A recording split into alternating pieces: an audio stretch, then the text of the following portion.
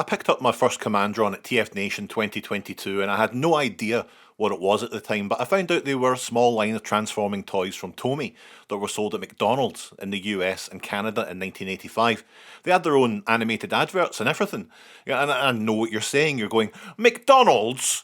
The restaurant? Yeah, well, okay, look, fucking calm down. We're going to talk about it. To be clear, these were not Happy Meal toys. These were toys you could purchase in addition to your meal, so that makes the whole thing much classier, don't you think?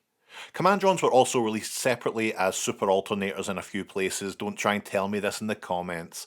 I know, okay? Now, we have the Canadian Commandron McDonald's releases here, which you can tell via this sticker design rather than the US one.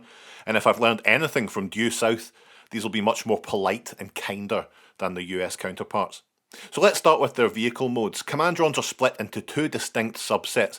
Two of them turn into Earth vehicles, and two of them turn into shit all. The first one that I picked up was Solardine.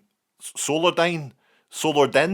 Anyway, look, they reminded me of the Manta Force command ship, so I picked them up, not even aware of the joys that they contained. They're just a fun, chubby little spaceship. We've got a very strong pull back and go gimmick too. Honestly, a small pullback on these things and the fellas can go for days. Transformation is a simple affair. You stand Solardine up, swing their arms around, fold out their massive claws, and then flip the head out. You know, while we're making comparisons to things from my childhood that no one else remembers, I've got to say, the flat face, it reminds me of the Telebugs. You know, I am a million years old.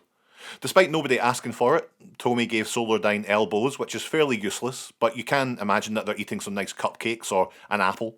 So now you'd think that is all that Solardine has to offer, but watch this. That's right, the Commandrons can go mobile. Incredible, a fantastic wee toy. Let's head back to reality a little with Motron, the Le Mans style sports car. A sleek little car mode. I'm always surprised by how clean and tidy they still appear after 40 years. For some reason, Motron was made in Singapore, not in Japan like the rest of them. But Motron's transformation feels simpler, but it isn't really. You're just folding out the arms and the claws and then flipping out the head.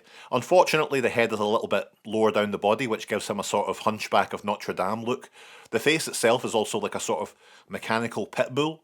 But this time we've got some more appropriately placed elbows, which means Motron can reach out and grab you. You know, I feel like they could have gotten away with just having a screw hole there be covered with a single eye sticker. It would have been a little less awkward. But still, look at them go. We're back in fucking Fantasyland with Velocitor, who's some kind of weird starfighter or a drill tank. You know, I'm not sure. I do like their chromed out needle nose though. I like to think their aerodynamic design would make them faster, but there's just no way to test that. Transformation is splitting down the front end, folding out those vicious little snappers, and then bringing the head down. No sticker for this boy, just those cold blue dead eyes. And because of his vehicle form, Velocitor is forever caught in this weird Richard Nixon style pose, which isn't as cool as the others, but it does make their walk much funnier, so good for them. Finally, it's Commander Magna, the jet fighter and seemingly the boss.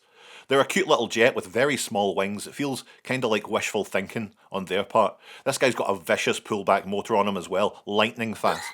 For the transformation to robot mode, we're folding the wings back before pulling the arms out of the torso and swinging the claws outwards. Then we're flipping the whole nose cone around, which forms the head, and I'm sure you'll agree, that's shite.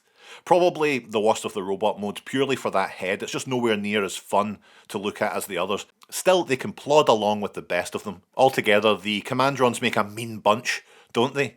Ah, no, they're adorable. You know, if you see any in a bargain bin, definitely pick them up because despite any misgivings about some of the robot modes, they're so much fun to walk around and switch between modes. For me, easily the best toys McDonald's have been involved in, maybe with the exception of the Mario 3 ones.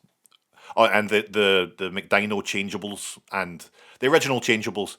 And the tailspin ones were badass actually, and also